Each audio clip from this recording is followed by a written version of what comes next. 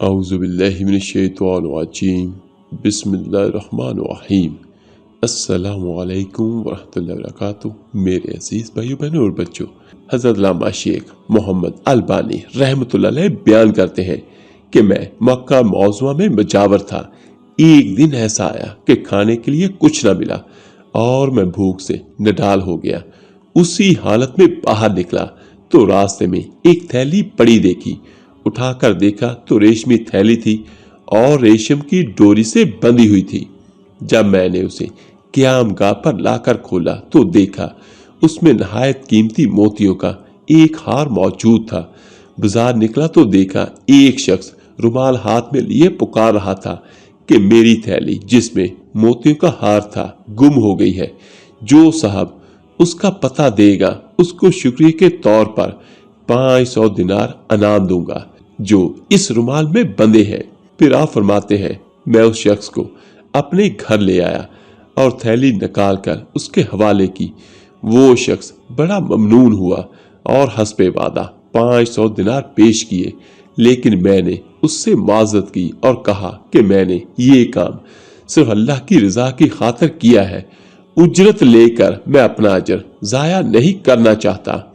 تاہم اس شخص نے ان کو قبول کرنے پر بہت زور دیا، لیکن وہ کہتے ہیں کہ میں بنا پر انکار کرتا رہا، یہاں تک کہ وہ تنگ آ کر چلا گیا۔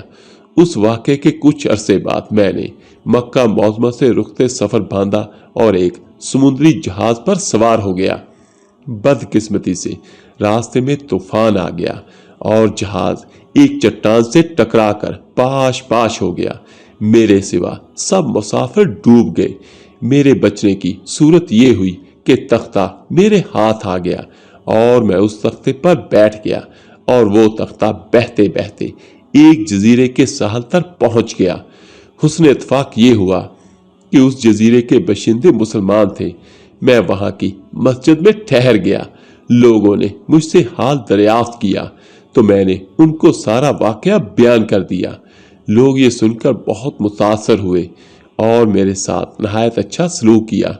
بہت سے لوگ مجھ سے قرآن پاک کی تعلیمات حاصل کرنے آنے لگے اور اپنے بچوں کو بھی قرآن کی تعلیم کے لیے میرے پاس بھیجنے لگے۔ تھوڑی ہی مدت میں یہ لوگ مجھ سے بے حد مانوس ہو گئے اور مجھے اپنا مرشد سمجھنے لگے۔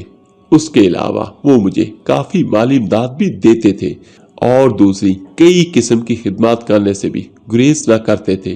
ایک دن انہوں نے آپس میں کچھ مشورہ کیا اور پھر میرے پاس آ کر کہا ہماری رائے یہ ہے کہ آپ شادی کر لیں اور یہاں مستقل رہائش اختیار کر لیں۔ میں نے کہا جیسے آپ لوگوں کی خوشی۔ چنانچہ انہوں نے بتایا کہ ہمارے یہاں ایک مالدار یتیم لڑکی ہے، ہمارے خیال میں اس کے لیے آپ سے بہتر شوہر ملنا مشکل ہے۔ اگر آپ رضا مند ہوں تو اس سے آپ کا نکاح کر دیں۔ میں نے رضا مندی کا اظہار کیا اور میرا اس لڑکی سے نکاح ہو گیا۔